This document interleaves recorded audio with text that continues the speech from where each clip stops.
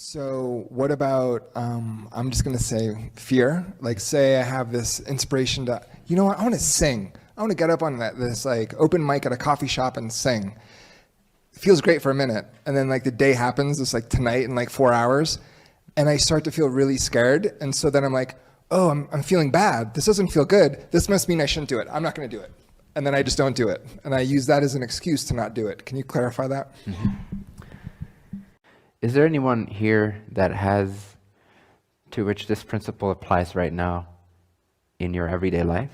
Do you have a thing that you're passionate about, but you're also scared of? And then you start being confused? Jenna? Would you mind sharing about that? Well, I'm starting to do artwork now. Nice. And one of the reasons it took me so long to get around to it was that I fear on some level it won't work out, even I won't enjoy it, or I won't have enough money to get supplies, or all kinds of stupid stuff. So often when I desire something, yeah, there's the fear in there. Nice. Less and less, but I relate to it. Yeah, cool. So can you see this as exciting? Why am I doing this? just happen. Yes, Roll it's with exciting. Yes. It wasn't my question. Hang on. It wasn't his either. Yeah. Oh, it wasn't? No. Oh, I see. Okay. So, it's exciting. Yes. Yes. yes.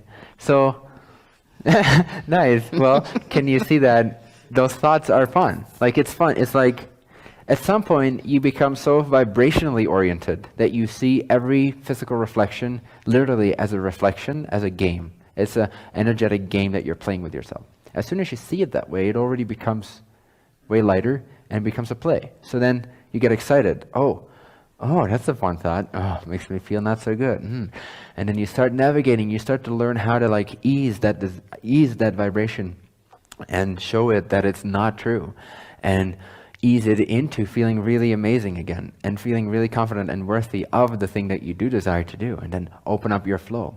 And literally every time you get excited about a new vision, then the day 2 challenge comes up, which is, for example, can come in terms of thinking, well, yeah, what about, I want good materials, but, cost a lot of money, and that's an example of a day 2 challenge, responding to your day 1 new vision. And then to reach day 3, the day of confirmation, transformation, celebration, you need to approach day 2 with a playfulness coming from the day 1 energy. Like, no, I really want to do this.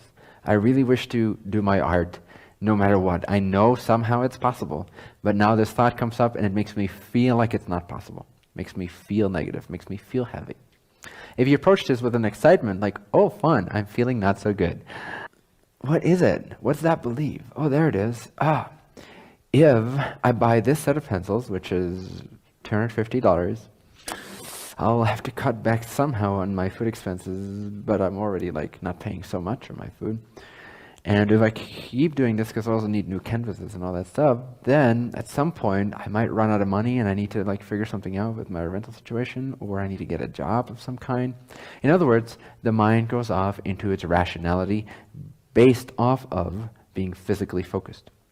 Physicality will always show you limitation because it's only one snapshot of infinite possibilities. One snapshot never contains, although it does energetically inside of itself, but in the picture of it, it never contains any other reality. In other words, this room does not contain China. This room contains this room. If you go to China, you'll experience China.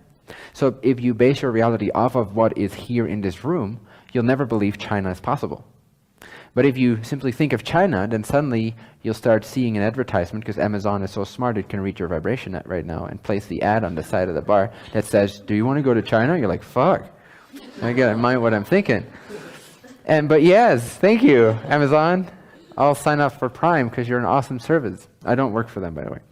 And you, or do I? You hit the button and you book your flight to China, all because you were in the upward spiraling energy of anything is possible, not based off what you see in this room. If I base everything off of this room, just this room, then I'll never get out of this room, right? So if we if we state this, if we state these definitions to ourselves, I can't do this, I'm not worthy of it, it's not going to happen, there's too little means, it's all based off of the physical focus. In the non-physical focus, which is to us imagination, there is infinite means. Can't you imagine infinite means in imagination? Infinite money? Imagine infinite money in imagination. What does that look like? What does it feel like? Infinite money. Just ooh. Great, thank you. Yeah. Well, for example, there you go. So, imagination has infinite means. It has nothing to do with the structure of this carpet. But who cares about this fucking carpet?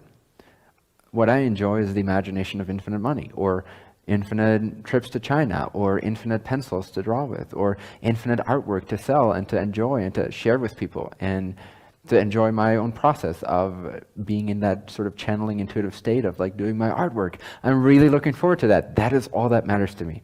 I'm going to somehow ease myself back into that vibratory state of conviction every single time that a thought is pushed to the surface because it wants to be seen and transformed. That's why it comes up. Not because it's a real concern. It comes up because it's an unreal concern.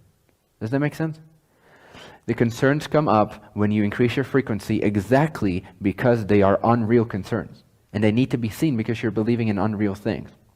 If you're holding on to unreal beliefs, you cannot increase your frequency past a certain point. So when you go past that threshold, everything that does not fit in with that new reality either just disappears, but if it's something that you're holding on to subconsciously, then it needs to show up.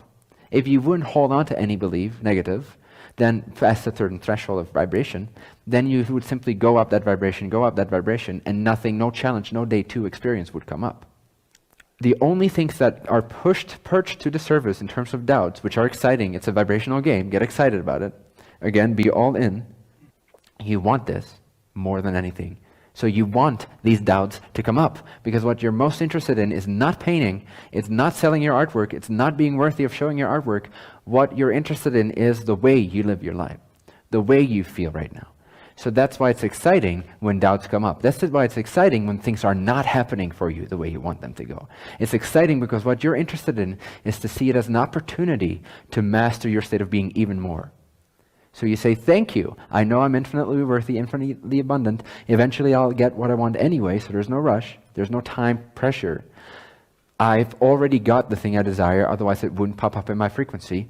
Now there's this little hiatus, this little gap, this little doubt that comes up.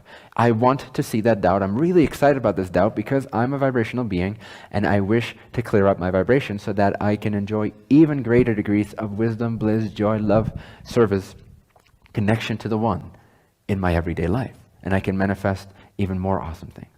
So thank you for showing me that I have limiting ideas. I so appreciate it. I so want this to be shown to me. I so am not afraid of seeing and feeling the negative energy of this doubt temporarily. Because I know it's only temporary, and the more I look at it, the more I appreciate it, the quicker it will dissolve, and I'll ease it back into the vibrational conviction that I'm infinitely worthy, infinitely capable, infinitely abundant, and inseparable from all that is. So, thank you. And that Thank you, Janet. Thanks, Janet. That question came based on just sort of energetic dances I see in people, but then in this conversation with Janet, it just totally personalized. And Nice. it's like Lovely. such a big aha. So I'm going to exaggerate a little bit, but Yes. my version of what I said was a couple weekends ago, I was promoted to a course leader here doing a workshop, and so to facilitate a workshop. Yes! Then as it got closer to the time, I was like, fuck, maybe, I don't know, like if I want to do this, because I was starting to not feel good about it. So in a way, I'd say that's where I would get energetically lazy. Because if I were just to make an assumption, oh, then this must mean I shouldn't do it or something. But if I actually look at my thoughts then turned into, oh shit, if I go up there and I'm not articulate, then they're going to think I'm not really good enough and they're not going to ask me back. And if they don't ask me back, then I'm not going to be able to pursue my career direction in the way that I want. And that's a big ass no button. It's like, wow, you're going to let that determine your career direction? Right. Big no button from higher self, so Right. that it feels bad. Yeah. So it's more, I have the insight, and then on my journey to that event, still monitoring the thoughts that I have, because there's the thoughts that are out of alignment. But I think a lot of people, myself included, would blame the event as it meaning the event itself should be bad, or Right. like you shouldn't do the event. Yeah, Yeah. exactly. So That's great.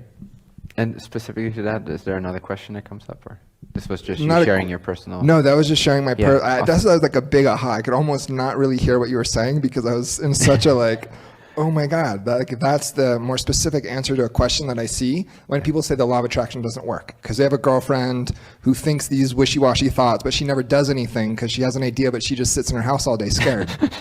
And I'm like, I know that's not true, but I just haven't had the articulation around that. Is this personal too? Yeah, because, well, no, not necessarily. Yeah. But I just Cool. like sharing the message. Yeah, totally. Thank you.